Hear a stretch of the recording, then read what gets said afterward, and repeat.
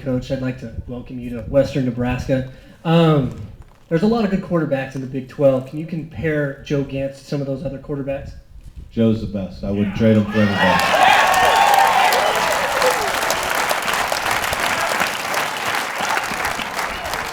Hi, Coach.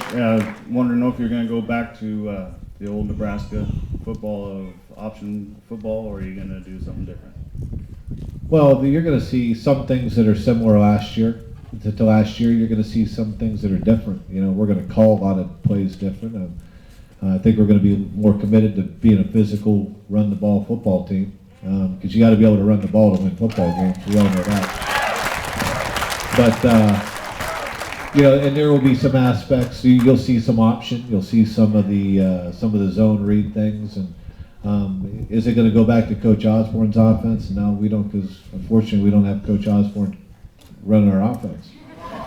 We could bring him out of retirement. We'll see how it goes. But there's going to be. I believe this. You have to be able to create a lot of problems for defenses, and it's the same thing we try to do on defense and offense. Is you try to make them have to prepare for a lot of things, and we can throw the ball. We know that we have a good offensive line. We have good running backs. But when you can add some element of the quarterback run, that creates a whole nother element.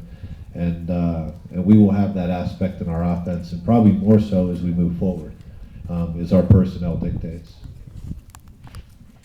I'm marrying a Kansan this fall, and I was wondering when you think I'll get my bragging rights back. Say that again. I'm sorry. I'm marrying a Kansan, and one of our biggest controversies is our sports teams, and I was wondering when you think I'll get my bragging rights back. Soon.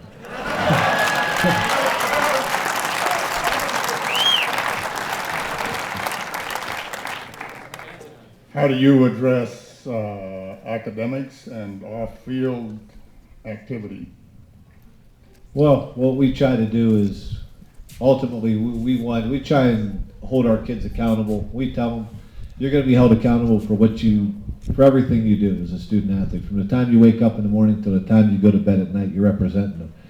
Me, my family, Coach Osborne, his family, the university, all of you, everybody who has an investment in the program.